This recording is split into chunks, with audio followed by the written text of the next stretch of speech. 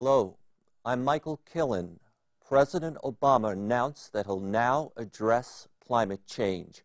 I think he'll have the fight of his career on his hands. I've given thought to the battle he's about to join. Because he lacks the support of a powerful segment of society, his success will be limited. Later, I will discuss this powerful force. The president's success may be limited to his executive powers and the bully pulpit. He'll have some success, but probably no strong global warming solutions will come out of Washington. Those solutions are nationwide and international solutions. There's going to be some positive impact on what he does, but his efforts, as they stand right now, will fall short. Obama will have, of course, the executive branch behind him. This includes organizations such as the EPA, NASA, and NOAA. They and other organizations will be very helpful. However, those organizations and the rest of the administration only administers existing law. They do not make new ones. Only Congress can do that. Now, much of academia that focuses on topics associated with climate change are with him. However, I've seen some academic deniers switch lately. Science. This group has the data. They know what has happened to the planet in the past. They see the trends. They are with the president.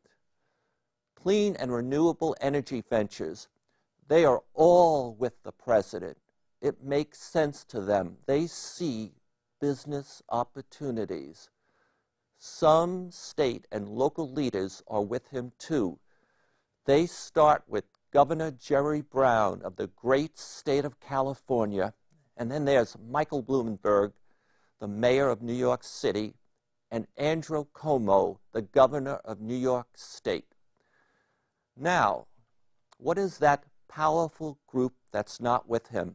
And I think of them as the number one, the most important force that has to be on any major politician's side, or they have no chance of really winning any of the battles in Washington. And that force is corporate America.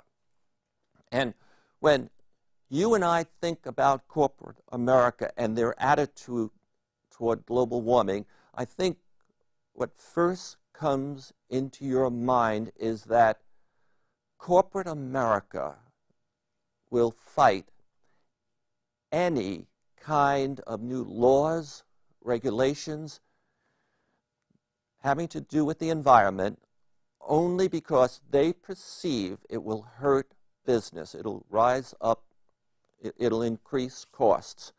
So, that alone makes it against what appears to be the interest of America to support Obama. And I'd just like to make one other point about corporate America.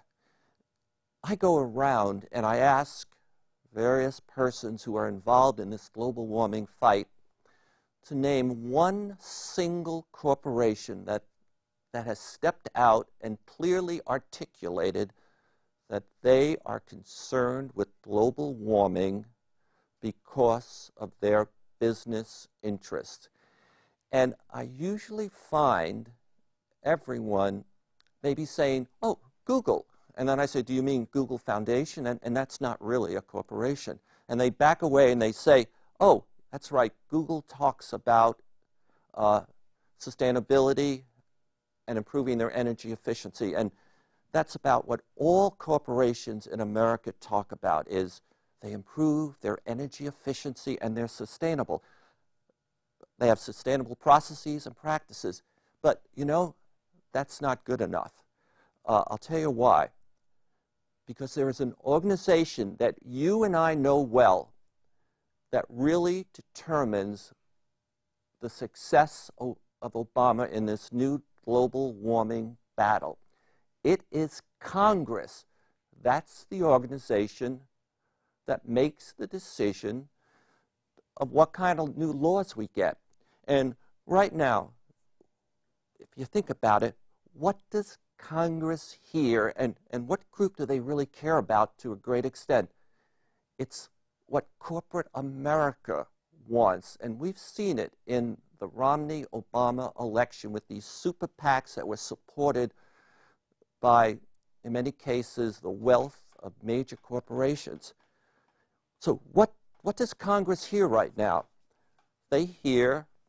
They're tuned into corporate America, and they hear that corporate America has not spoken up that they have interest about global warming, and they hear, of course, that corporate America does not want any more regulations.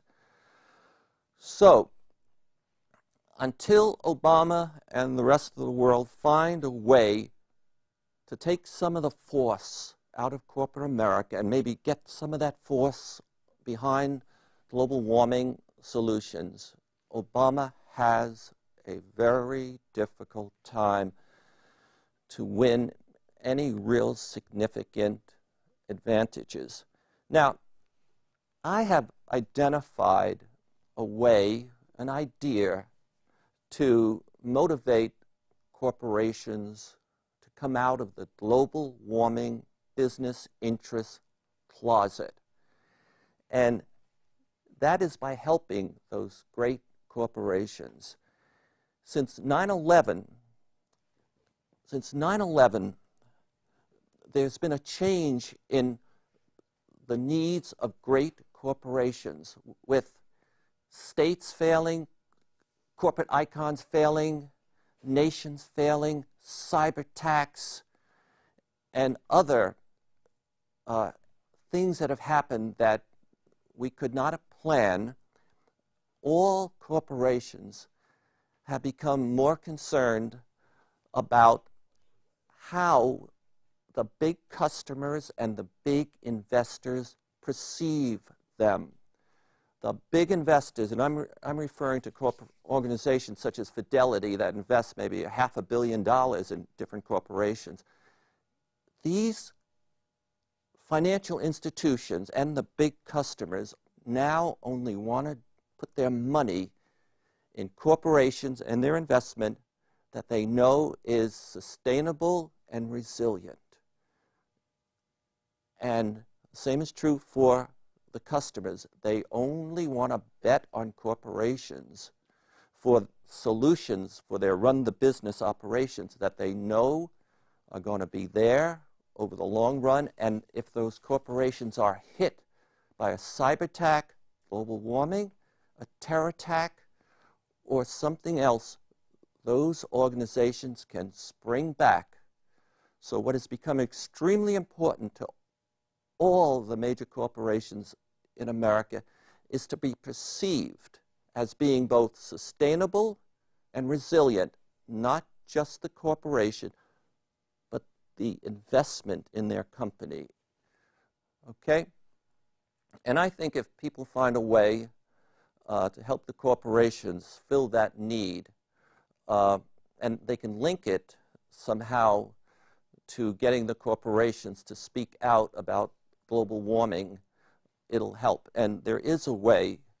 I have a feeling, especially since I saw that the head of the Energy and Commerce Congressional Committee, headed by Waxman, on January 31st of this year, sent a letter to 300 of the largest organizations in the United States, and he asked them to all respond with suggestions that Washington can act on to address climate change as well as resiliency issues that the corporations perceive. And I think that letter, as well as some other developments, are going to get some of the corporations to say to themselves, look, the investors and the customers are concerned that we might not be resilient and sustainable. Why don't we come out and say, which is, I think, reality. Many and many of these corporations have already done an internal assessment of the impact of global warming on their real estate, their facilities, their resiliencies, taxes, their infrastructure, the taxes, how much they're going to have to pay when New York City or some other place, or Kansas, St. Louis gets wiped out and has to be rebuilt. Corporations have already done this. They have the data. You just have to find a way to get them to talk about it. And I think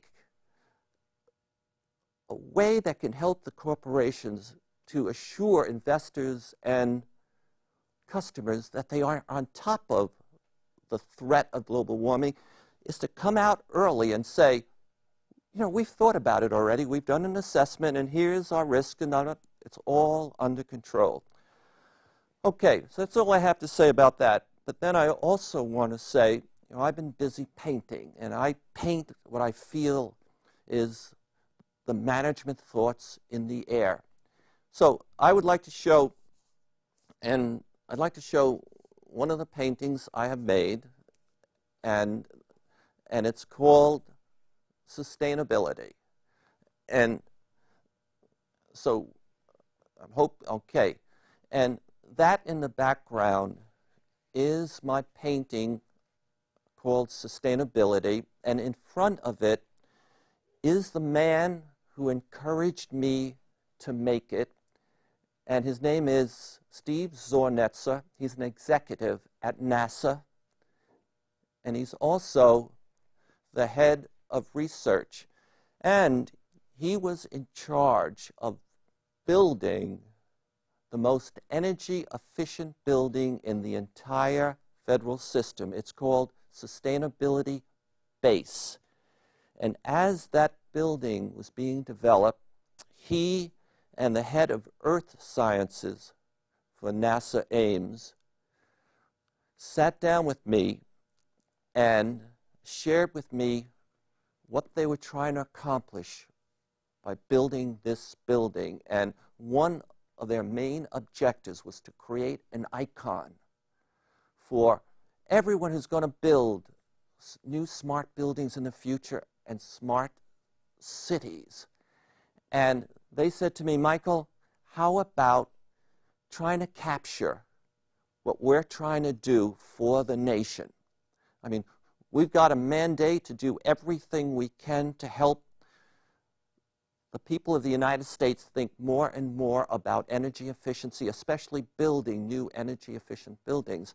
So I went ahead and made Sustainability, and I have to admit my ego was such I decided to own the painting space for Sustainability, and I made 24 by 5 foot painting, and numerous organizations now have been presenting that painting at their events to help make their events a success and their message be heard. Now I'm in the process of finishing what I think of as the second most fundamental painting on something that is a solution to global warming. Sustainability is a solution to global warming. The other, I'd like to start showing some photos of my new painting, and this one is called Resiliency. And I have to admit, I chuckled, I was pleased when I saw that Waxman had issued this letter to 300 corporations and has asked them about their resiliency. I'm still not finished with this 24-foot painting, but what we're looking at is pretty much the first 12 feet of it. And, first I want to mention what that yellow is. That yellow is the infinity sign, and from that point where you see it start, it goes all the way to the end of the painting, and it's in there because I believe that the infinity sign is the best symbol to be used to bring people's attention and thinking to sustainability. Now, this is roughly the next 6 feet of that painting. And before I say anything, I just want to say, if you notice, the first part of the paintings had the Constitution in the background. There it is. You can see it starting on the bottom left-hand corner. We the people. And the Constitution, in part, flows through half of the painting, because this painting is about resiliency, and it's about how our Constitution has withstood many, many challenges. And on the left, you'll see a little white, little lines. It's a spring. It's a spring, so that when I stand up in corporations and I talk about the needs of corporations and others, I point out that resiliency is the quality of all of us, of the nation, of corporations, to spring back after a hit, to be prepared for a hit so we can spring back. So now let's go back to some more images. Now, if we look on the left, and again, this is still a draft, and in the center, you may recognize the Twin Towers after they have been attacked. I've been inspired by that horrible assault on the nation, and I try to think about why it happened in the first place. And I don't want to say I have the complete answer or the complete understanding, but I think in part there is this growing economic gap. It's getting bigger and bigger and bigger, and there are billions of people coming onto this planet who are going to be making $3, $4 a month, and maybe we have that problem here in the United States, not as acute as it is in other places. And if we're not careful, we will have billions of people, and they will overflow European countries and other countries. And I think a lot of the people who were involved with 9/11 were, well, they just felt they didn't fit into our society, not necessarily the United States' society in Europe, but they were disenfranchised, and they saw little future for themselves. And yes, there is a religious element in it, and they have all the Twitters and the YouTubes and everything, and they can see how Western Europe lives and how we live and all the toys and gifts we have.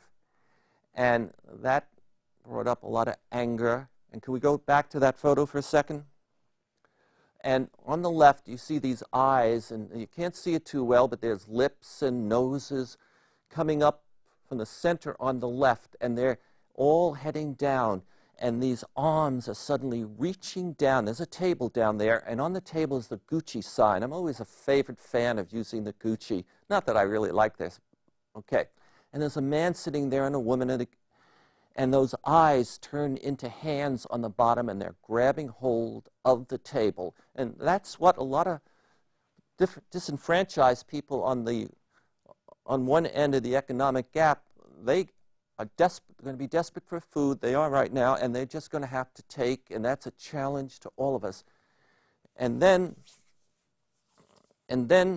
that painting also shows how we dealt with what happened to us to some extent, and you probably couldn't see a large cowboy boot, and unfortunately a lot of people got hurt, including our soldiers, and I tried to depict some of that. So far I've mentioned Resiliency, the painting, has probably the world's largest infinity sign, again to bring to mind sustainability.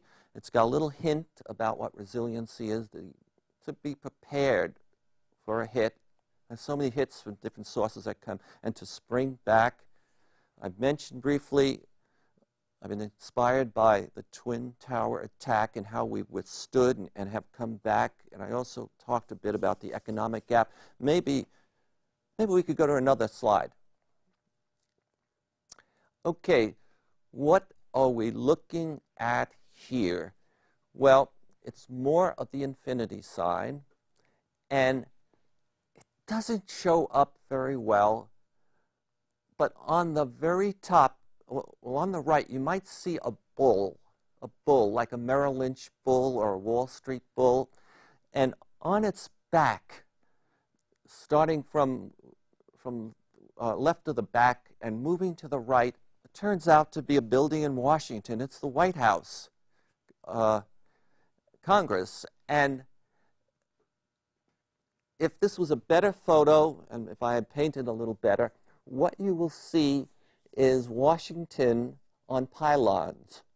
It's on, maybe the Potomac has overflowed its bank, and Washington is awash with water.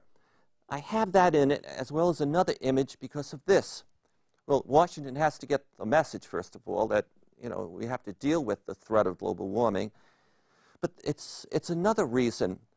With global warming, what's going to happen is we put bridges here, roads there, dams there, and that's where the rivers, the oceans, and whatever flowed before. But with climate change, the water's going to go somewhere else where we didn't expect it. And like it could go right underneath Congress, and cities and states right now are starting to prepare, because they realize that nature is going to be going and doing things that we had not planned before, and unfortunately it's going to cost us trillions and trillions of dollars.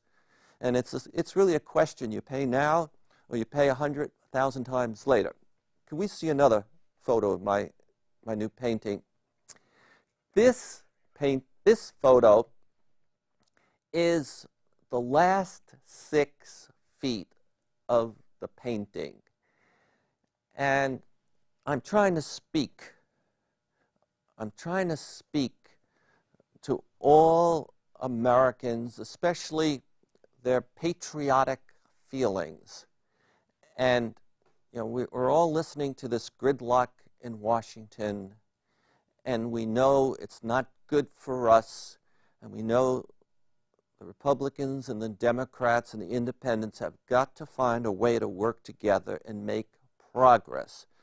So this painting, in my mind, was to show that you and me, maybe you can see in sort of somewhat abstract, the black figures on the right, it's us. We have to stand up and remember that liberty, this nation, is important. And to show that, I have those figures picking up the Statue of Liberty, our symbol of liberty, which, when you think about it, some of the things that have happened in the last 10, 20, 30 years, she has been knocked down, and we have allowed that to happen. And so what I'm trying to show here is we have to start thinking about the nation in a more serious way. And they're picking her up, and as they are taking her to the left, notice what we have there. And again, I won't be finished with this 24-foot painting for another month. What we have is a thermometer. And I have that thermometer there because that is the first challenge that we, the people, the great corporations, the great congresspersons and representatives, have to address. It's global warming.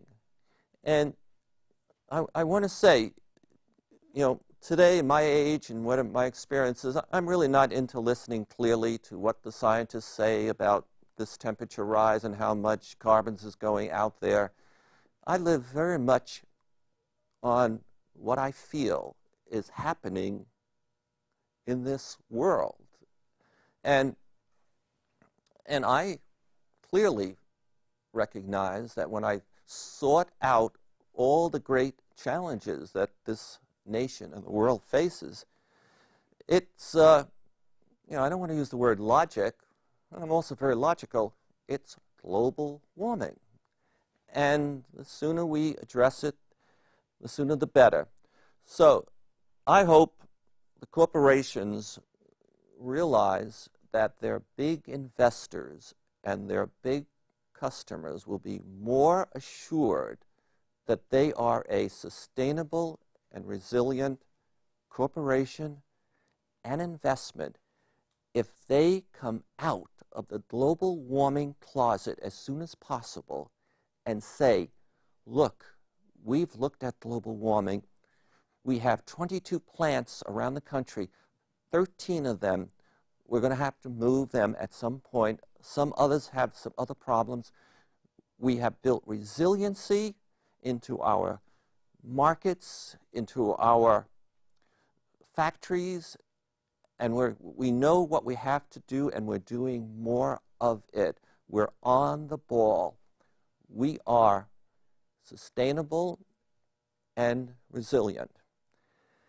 I'm getting ready to end now, and I don't know, do we have any more photos? Any more photos of, okay. So let me just say this. So in about a month, I will have the set, Sustainability, 24 feet, and Resiliency, 24 feet. Both of those paintings join 18 other paintings that address the great challenges of the United States. And the title of the entire package is called Sustainable America, Restoring Confidence in the Dream. And I made this primarily to help the great corporations to demonstrate that they are resilient and sustainable and that they're helping this country. So, I'm going to end by saying behind me is one of my favorite paintings that I made. I actually like some of my paintings a lot. It's called Climate Change for the Wealthy. And I'm Michael Killen. I live in Menlo Park, California. And I thank you very much.